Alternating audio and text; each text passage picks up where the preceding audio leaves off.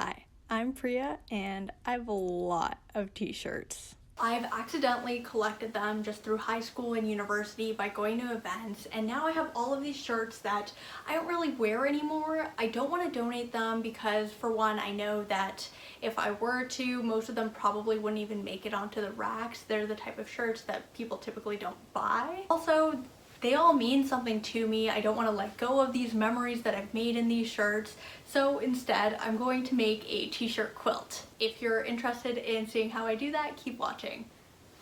The first thing I did was lay out these two felt blankets I had.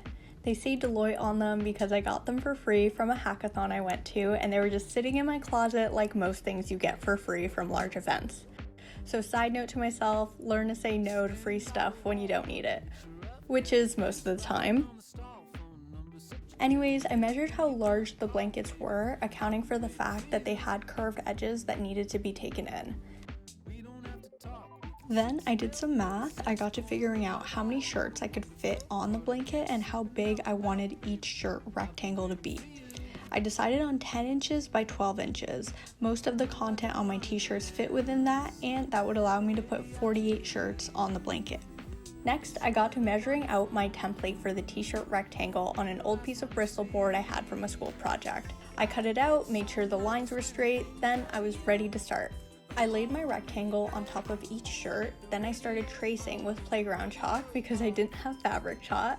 My lines were a little thick, but nothing really had to be exact, so I wasn't too worried. I grabbed my scissors and started to cut.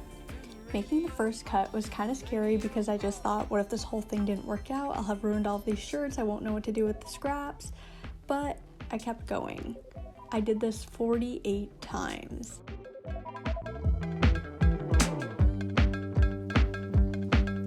You're everything I want in a pixelated sonogram, taking off your top. It's a product of the way you've been. Listen to your mom, baby.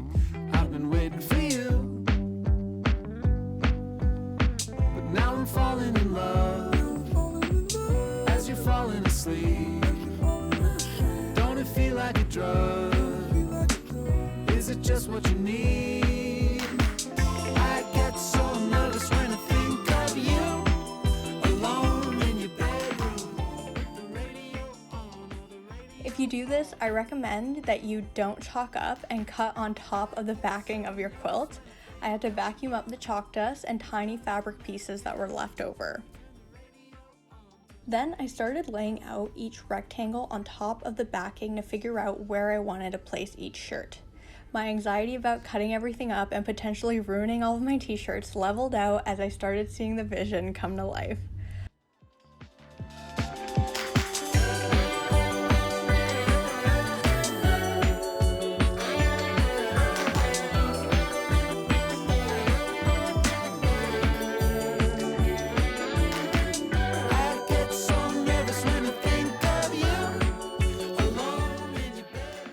I ended up moving around the rectangles quite a bit. I chose their placement based on color, which ones I liked the most, where they'd end up if I put the quilt on my bed.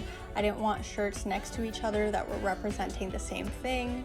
So it's fair to say this went on for a while.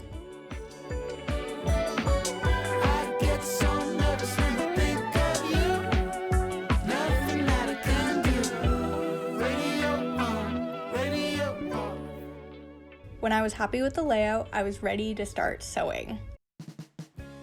I wanted this edge to be attached, so I flipped the rectangle so that the pretty sides were facing inwards, and I started sewing along that edge.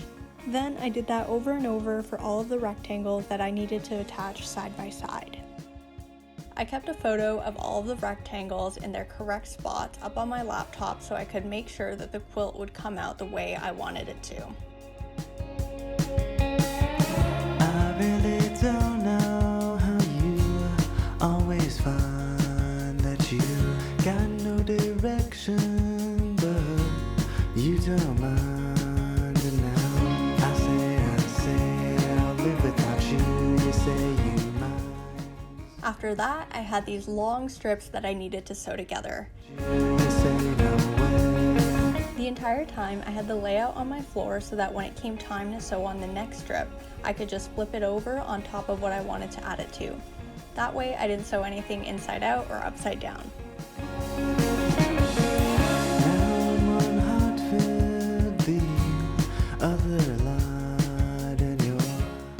As I was sewing more, I became more confident in my abilities, so sewing these longer strips wasn't that hard, and it was really starting to come together.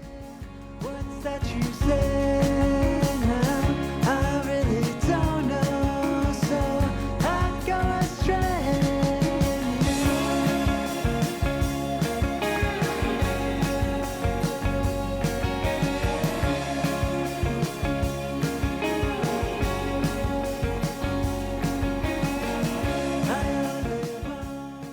I got really excited when I basically had the front complete and I was ready to attach the back.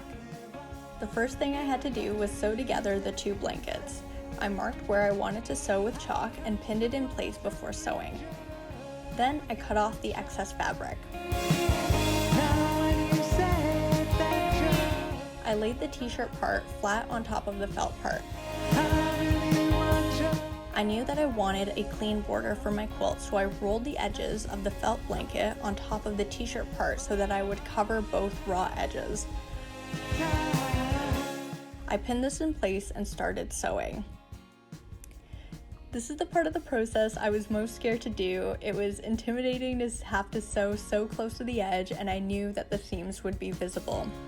But it really wasn't as hard as I made it out to be in my head. Always fun that you got no direction, but And eventually, I was done. I really don't know why you're always. You know, if I inspired you to create your own t-shirt quilt, let me know, show me, send me a picture. And because I'm a YouTuber now, like, comment, subscribe!